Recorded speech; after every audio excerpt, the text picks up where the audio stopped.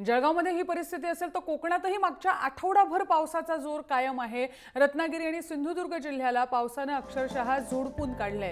रत्नागिरीतली दापोली, खेड, गुहागर, राजापूर, लांजा आणि चिपळूणमध्ये मुसळधार पाऊस सुरू आहे आणि हवामान खात्याने पुढचे 2 दिवस अशाच मुसळधार पावसाची शक्यता वर्तवली आहे। अर्जुना आणि कोदवली नद्यांनी धोक्याची पातळी ओलांडली आहे। रत्नागिरी आणि सिंधुदुर्ग जिल्ह्यात जिल्हा प्रशासनाने सर्व तालुक्यांना सतर्क राहण्याचे आदेश दिलेत आणि मच्छीमारांनीही समुद्रात न जाण्याचा इशारा दिलाय।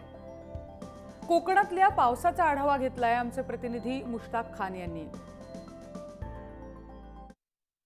रत्नागिरी जिल्ह्यामध्ये गेल्या आठवड्यापासून मुसळधार पाऊस कोसळत आहे। यामध्ये खेड, दापोली, गुहागर आणि रत्नागिरी तालुका यामध्ये सगळ्यात जास्त पाऊस झालेला आहे।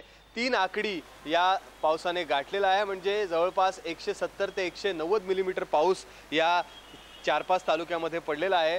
तुम्ही इथे पाहू शकता रत्नागिरीमध्ये अजूनही पावसाची रिपरिप सुरूच आहे।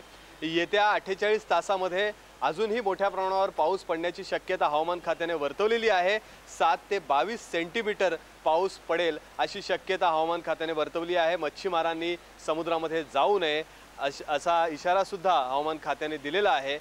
त्यातच जिल्हा प्रशासनाने सुद्धा जी गावं धोकादायक आहेत तिथल्या रहिवाशांना सतर्कतेच्या सूचना दिलेल्या आहेत। 798 कुटुंबांना स्थलांतरित होण्याचे आदेश दापोली तहसील कार्यालयाने दिलेले आहेत आणि रत्नागिरी आणि इतर जे तालुके आहेत त्यामध्ये हा आकडा अजून जास्त आहे। त्यामुळे एकंदरीतच जिल्हा प्रशासन जो आहे तो सध्या सज्ज झालेला आहे। पावसाळा कोकणामध्ये खऱ्या अर्थाने दाखल झालेला आहे।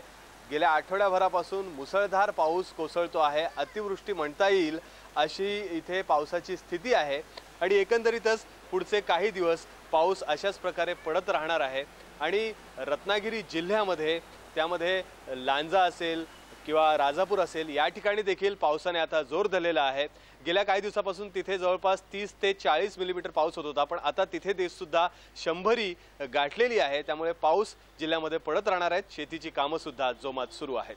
मुश्ताक खान, जय महाराष्ट्र, रत्नागिरी।